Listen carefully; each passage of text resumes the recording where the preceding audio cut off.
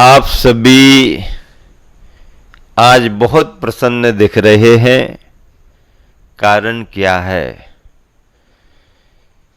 कारण मुझे ये समझ में आ रहा है कि आप आज 10 लक्षण की भावना से इस सभा में उपस्थित हुए हो। बंधुओं, जैन परंपरा का श्रेष्ठतम पर्व जिसे हम महापर्व कहते हैं, 10 लक्षण पर्व प्रारंभ होने वाला है और इस पर्व में आप 10 धर्मों की आराधना करेंगे। 10 धर्म केवल जैन परंपरा के धर्म नहीं है। मैं समझता हूं ये समूची मानवता के धर्म हैं, क्योंकि इन धर्मों का संबंध आत्मा के गुणों से जुड़ा हुआ है। विभाव विकार दुनिया में बहुत आते हैं, हर जीव के अंदर हैं। उन विभाव भावों को हटा करके स्वभाव भावों को प्राप्त करना, ये 10 धर्म हैं। मैं बार बार प्रश्न करता हूं कि धरती पर अगर रावण 10 मुखी हुआ है तो राम को भी 10 मुखी होना चाहिए, क्योंकि अन्याय अनीति और असत्य के अगर 10 चेहरे हो सकते हैं तो न्याय नीति और सत्य के भी 10 चेहरे होने चाहिए। रावण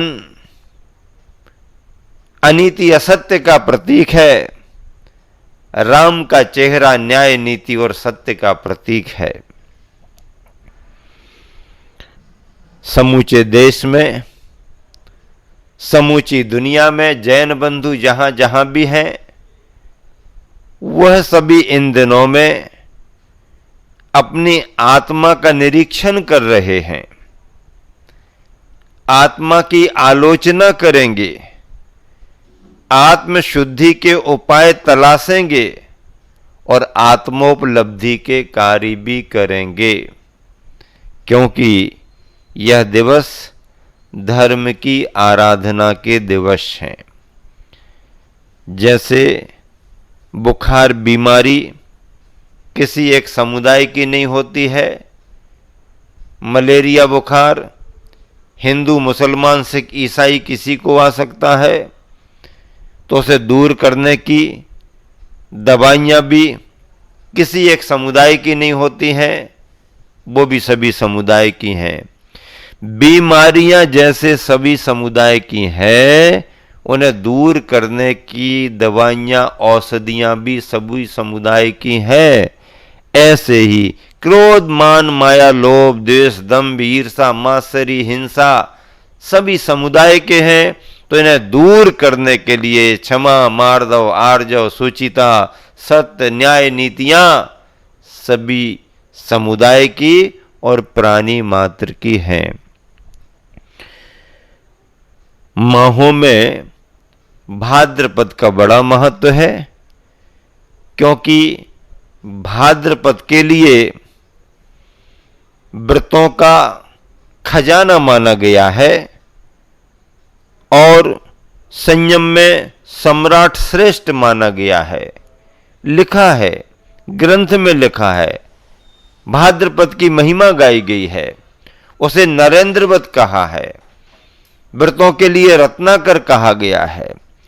ऐसा ये भाद्रपद का महीना, जिसमें 10 दिनों की आराधना करनी है, आप सभी पूजा पाठ करेंगे, व्रत एकासन उपवास करेंगे, खान पान पर नियंत्रण रखेंगे, आवागमन में शुचिता और पवित्रता रखेंगे। आने वाले दिनों में धर्म की आराधना आपको इस रूप में करनी है। ग्रंथों में लिखा है, क्या लिखा है कि सृष्टि का जब प्रलय होता है तो 7-7 दिन की 7 कुवृष्टियां यानी 49 दिन की बारिश होती है। 7 दिन की 7 कुवृष्टियां होती हैं। ठंडा पानी गिरता है, फिर अग्नि गिरती है, धुआं गिरता है, जहर गिरता है, वज्र गिरता है, सारी धरती नष्ट भ्रष्ट हो जाती है। पेड़ पौधे वनस्पतियां समाप्त हो जाते हैं, जीव जंतु चपेट में आ जाते हैं। और फिर उसके बाद में 7 दिन की 7 सुवृष्टियां होती हैं। सामान्य जल बरसता है, रस बरसते हैं, औषधियां बरसती हैं, अमृत बरसता है, पुनः प्रकृति हरी भरी होती है। और जब सुवृष्टियों के 49वें दिन में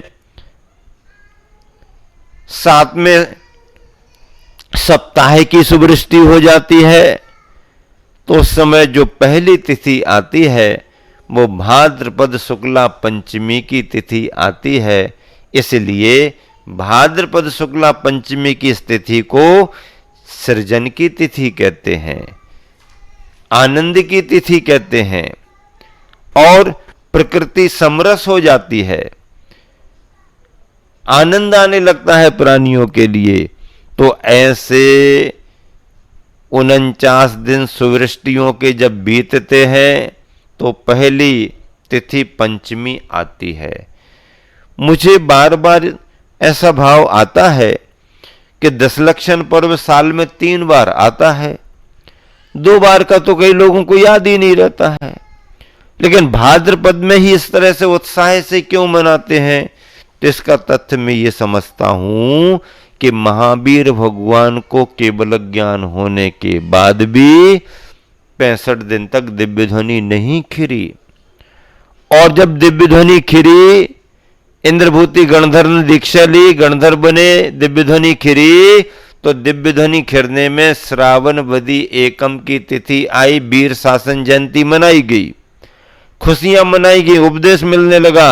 और भगवान का उपदेश सुन करके जब श्रावक का धर्म, मुनि का धर्म, आत्मा का धर्म मालूम हुआ श्रावकों को, और भाद्रपद में भी 10 लक्षण पर्व आता है ये जानकारी हुई, तो आने वाले भाद्रपद में भाद्रपद के 10 लक्षणों को समाज ने उत्साह से मनाया होगा।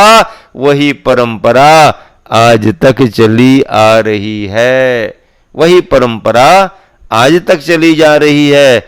और ऐसे 10 लक्षण महापर्व को आप सब बड़ी भावना से मनाएंगे, संपन्न करेंगे। इस 10 लक्षण महापर्व को पूजा की पंक्तियों में ऐसा लिखा गया है, भव आताप निवार 10 लक्षण पूजो सदा। संसार के आतप का निवारण करना है तो 10 धर्मों की 10 लक्षणों की पूजा करना पड़ेगी। ये 10 लक्षण हमारी आत्मा के विलक्षण धर्म है। ऐसे विलक्षण है 10 लक्षण। मैंने अपनी प्रवचनों की एक किताब 10 धर्म पर जो लिखी थी, उसका नाम भी, उसका शीर्षक भी विलक्षण है 10 लक्षण रखा। विलक्षण है 10 लक्षण। एक पुस्तक पर्यूषण के 10 दिन, ये नाम रखा, पर्यूषण के 10 दिन। देखिए ये सब आपको दिखाई दे रही है, ये पर्यूषण के 10 दिन है, चल रही है, समूचे देश में चल रही है, सभी के लिए आवश्यक होती है। व्रती और विद्वान इस पुस्तक को पढ़ करके उसके सार को समझ जाते हैं। जैन तो जैन, पढ़े लिखे जैनेतर बंधु भी अगर इसको पढ़ते हैं तो इसे पढ़ करके वो ये समझने लगते हैं कि ये धर्म केवल जैनियों के नहीं, हमारे भी ये धर्म है, मानव मात्र के, प्राणी मात्र की ये धर्म है। ऐसे विलक्षण है 10 लक्षण। पर्यूषण के 10 दिन हम सभी के पढ़ने पढ़ाने के काम आती है। पर्यूषण भी इस 10 लक्षण को कहा जाता है। क्यों कहा जाता? मुनियों के 10 स्थिति कल्पों में 10वें नंबर का पाद्य स्थिति कल्प भी है, जिसका नाम मुनियों का वर्षा योग होता है। जिसका नाम क्या है? मुनियों का वर्षा योग। मुनि महाराज चातुर्मास के मध्य में आने वाले समय को साधना में बिताते हैं। चतुर्थकालीन मुनि महाराज वज्रवृषभ नारद संगनाधारी मुनि महाराज, उन्होंने देखा वर्षा का काल आ रहा है और अपना नियम लेकर के एक स्थान पर ध्यान के लिए बैठ गए। किसी वृक्ष के नीचे खड़े हो गए, किसी गुफा में जाकर के बैठ गए और पूरा चातुर्मास, मुनियों का चातुर्मास कब से प्रारंभ होता है? आषाढ़ शुक्ला चतुर्दशी की रात्रि के प्रारंभिक पहर से प्रारंभ होकर के और कार्तिक बदी अमावस के रात्रि के यानी कार्तिक शुक्ला चतुर्दशी की पश्चिम रात्रि अंतिम रात्रि में समापन हो जाता है और अमावस अगले दिन आ जाती है। इतने समय को मुनियों का वर्षा योग, और उस वर्षा योग को पाद स्थिति कल्प कहा गया। इसे पर्यूषण कहते हैं, पर्यूषण कहते हैं। प्राकृत में जिसे पर्यूषण कहा जाता है वही भाव संस्कृत में दशलक्षण के नाम से जाना जाता है। ऐसे दशलक्षण महापर्व में संस्कार शिविर भी लग रहा है। क्या ध्यान से सुन रहे ना आप सभी? दशलक्षण महापर्व में संस्कार शिविर भी लग रहा है। ये सम्मेद शिखर है। 57 पिच्छियां यहां पर विराजमान हैं। इतना बड़ा संघ और सम्मेद शिखर में फिर भाद्रपद का महीना, फिर दशलक्षण महापर्व और उसमें भी संस्कार शिविर। अरे भैया, आनंद का कोई ठिकाना ही नहीं।